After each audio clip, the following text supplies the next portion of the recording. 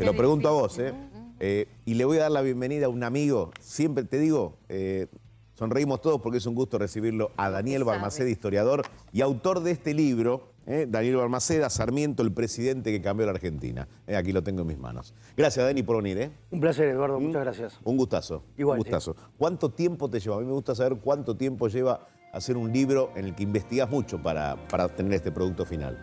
Escribirlo, te diría que un año, pero investigarlo 4 o 5.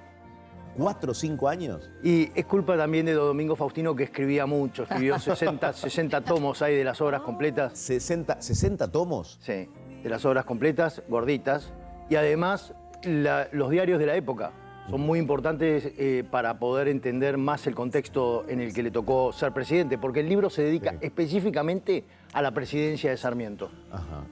¿Cómo le decían a Sarmiento? ¿Tenía algún apodo? Todos. ¿Cómo todos? Le decían de todo. El loco era el principal, porque justamente parecía muy adelantado a la época, pero además tenía un pésimo carácter, reaccionaba todo el tiempo. Sí. Vos publicabas un ciudadano publicaba una carta de lectores de 2 párrafos y él rápidamente se ponía a escribir 3 páginas para contestarle en vez de estar gobernando. O sea, si en la era de Twitter sería terrible. No pararía. Se la pasaría bloqueando o respondiéndole a la gente. ¿Puedo remarcar un hallazgo entonces, sí, de acuerdo a lo que estás contando? Que es la imagen de Sarmiento en la tapa del libro, sí, que parece como que estuviese esbozando una sonrisa. No sé si es una pintura. Sí, es a propósito. En realidad es Iván Tiscornia el que me hace las tapas, sí, y es muy raro porque él toma una imagen y empieza a pegarle partes de piel de fotos actuales hasta tratar de generar una... Hasta lograrlo, hasta lograr más realismo en la imagen, pero por eso yo le pedí que por primera vez haga sonreír a Sarmiento. Espera, dame un Sarmiento que sonría, ¿no? Claro, un artificial de Sarmiento. Pero, es decir, ¿pretendía contestar todo o contestaba porque no aceptaba la crítica? No aceptaba la crítica. Entonces contestaba todo. Y en muchos casos tenía razón, pero iba con argumentos demasiado pesados para una crítica liviana. Sí. Entonces, el loco por ese motivo. Sí, porque cuando comenzó el gobierno, en su propio despacho corría a un empleado del Ministerio de Interior tirándole patadas. O sea, era realmente bravo. Loco, en serio. Estaba loco. Autocrítica no había. Y autocrítica era muy débil en la autocrítica. Y él come pasto, esto lo quiero decir por lo que aumentó la verdura. ¿Él come pasto? Sí, porque a él le gustaba la verdura sin cocer. Ajá, así cruda. La verdura cruda. Y en aquella época era muy poco habitual que uno comiera una lechuga, un tomate, crudo. Directamente crudo, y por eso los adversarios... Si algo que tenía era adversarios, lo llamaban el come pasto. Daniel, ¿por qué es el presidente que cambió a la Argentina? Digo, si tuvieras que elegir 3 elementos de todo lo que has investigado. Principalmente la educación. Ese fue el punto principal de él, porque se enamoró en Estados Unidos del normalismo. Las escuelas normales que hoy conocemos en la Argentina, que son habituales, la escuela normal, llegó de la mano de Sarmiento. Digo llegó porque él estaba en Estados Unidos cuando lo nombraron presidente. Y trajo esa idea del normalismo. El normalismo era en la misma escuela hombres y mujeres, en la misma escuela distintos estratos sociales. Ajá. Esa escuela normal, y con maestras, fue una propuesta de Sarmiento. Y otra muy importante es empezar a pensar que el campo tenía que tener un potencial, iba a tener la producción agropecuaria un potencial enorme, y de ahí surge, por ejemplo, el que él decidió bajarle los impuestos a la maquinaria agrícola de hace 150 años. O sea, eran todas medidas muy efectivas para para que empecemos a ponernos de pie. Sí, o sea, un Sarmiento hoy no pondría retenciones. Un Sarmiento hoy trataría de generar en la producción del campo las mayores ventajas posibles, y también en la industria, porque también la industria comenzó a tener una fuerza, en la época que le tocó vivir, hace 150 años, una fuerza muy importante. ¿Tenía muchos enemigos? A tal punto que cuando él se postuló para presidente, ni su propio partido lo apoyaba.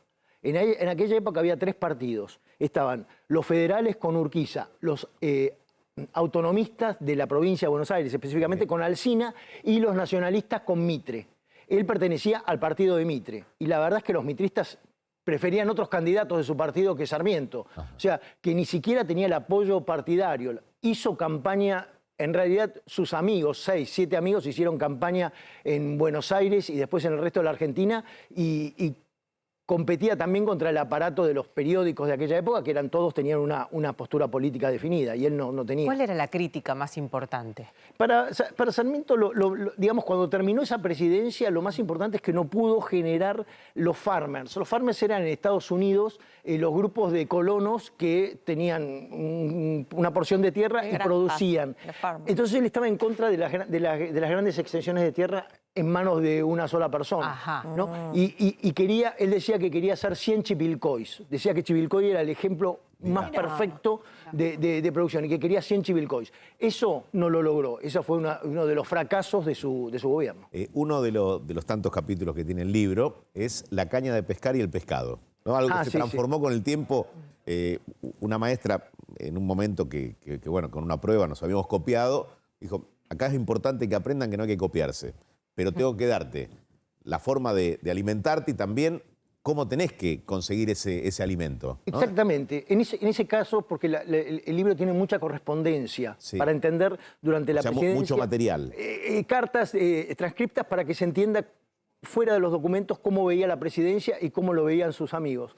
Y entonces uno le escribe desde Santa Fe y le dice, acá tenemos dos tipos de colonias, las colonias de inmigrantes y las de paisanos propios de la tierra, que eran mano desocupada del caudillaje, y entonces no tenían tanto la cultura del trabajo. A los colonos se le dio justamente las herramientas para sembrar y a los otros directamente se le dio todo servido, se le dio el pescado. Y entonces el gobernador de Santa Fe decía que las colonias habían crecido muchísimo más que los que ya tenían todo resuelto.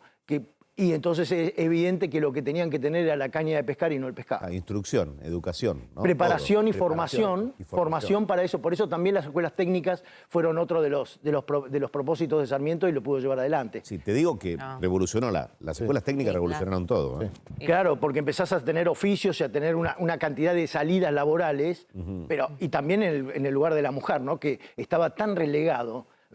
Casi vergonzosamente relegado, porque en otras partes del mundo ya la mujer empezaba a ganar ciertos espacios, sobre todo como profesionales, como mano de obra, etcétera, y acá los hombres éramos muy reacios a que la mujer nos invadiera nuestro terreno. Qué interesante lo que pensó, cómo lo vio Sarmiento hace 150 años, teniendo en cuenta que hoy vas a una escuela técnica y la mayoría son varones todavía. Y la mayoría son es un detalle varones. a tener en cuenta, ¿eh? Por esa generación del oficio que por ser físico pareciera ser que la mujer no se podría dar maña. Y bueno, fíjate que las chicas que están en las escuelas técnicas por lo general tienen muy buenos promedios. Sí.